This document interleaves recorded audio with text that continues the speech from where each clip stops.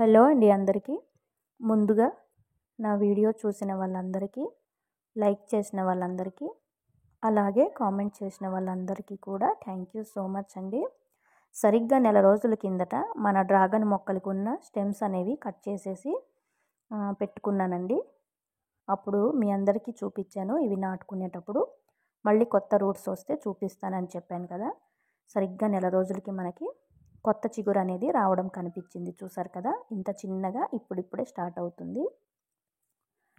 ఒక్కసారి స్టార్ట్ అయిందంటే ఫాస్ట్గా పెరిగిపోతుంది. కానీ అది కొత్త రూట్ రావడం అనేది కొద్దిగా టైం పడుతుంది. నెలన్నర 2 నెలల వరకు టైం పడుతుంది. మట్టి లూజ్గా ఉంటే కొంచెం మనకి చూసారా నెల రోజులకి ఇంత చిన్నగా చిగురు అనేది కనిపిస్తుంది, కొత్త చిగురు. మట్టి అదే టైట్గా ఉందనుకోండి కొద్దిగా లేట్గా వస్తుంది, కానీ రావడం అయితే తప్పకుండా వస్తుంది. మనం ఇది ఎలా పెట్టినా వచ్చేస్తాయి. చూసారు కదా, అన్నిటికీ చిన్న చిన్నగా ఇప్పుడిప్పుడే చిగురు అనేది స్టార్ట్ అయింది. నేను ఆ రోజు 8 క్యాన్లలో పెట్టుకున్న. 8 క్యాన్లలో 8 స్టెమ్స్ ముక్కలు అనేవి కట్ చేసి పెట్టుకున్నాము.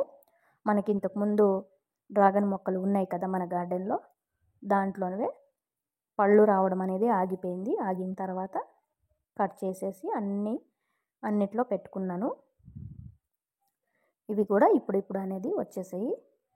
కొత్త చిగురు అన్నిటికీ కొత్త రూట్స్ అనేవి వచ్చేసాయి. చూసారా, సైడ్లో వేర్లు కూడా వచ్చేస్తున్నాయి. ఇలాగేనండి, వీటిని చాలా ఈజీగా పెంచుకోవచ్చు కొమ్మలు కట్ చేసుకొని. అయితే ముదురు కొమ్మ కట్ చేసి పెట్టుకుంటే మనకి వస్తుంది. లేతగా ఉన్నవైతే కుళ్ళిపోతుంది. నాటుకున్న వెంటనే ఎక్కువ నీళ్ళు అయితే పోయొద్దు. డే బై డే నీళ్ళు వేసుకోవాలి. రోజు వేసుకున్నా సరే కొంచెంగా వేసుకోవాలి. ఇవన్నిటికీ చూసారా కొత్త రూట్స్ అనేవి వచ్చేసాయి.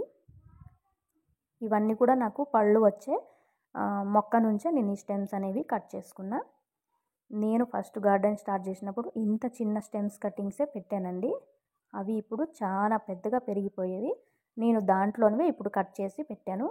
చాలామందికి ఇచ్చేసాను కూడా. ఎందుకంటే మనం కట్ చేస్తూ ఉంటేనే అవి పెరుగుతాయి. చూసారు కదా, దీనికి చాలా చిన్నగా ఇప్పుడిప్పుడే ఇంకా స్టార్ట్ అవుతుంది కొత్త చిగురు అనేది. పెట్టినవన్నీ వచ్చేసాయండి, ఒక్కటైతే రాలేదు. దానికి కదిపేశారు. మనము ఏ మొక్కలైనా సరే నాటుకున్న వెంటనే దాన్ని డిస్టర్బ్ చేయొద్దు.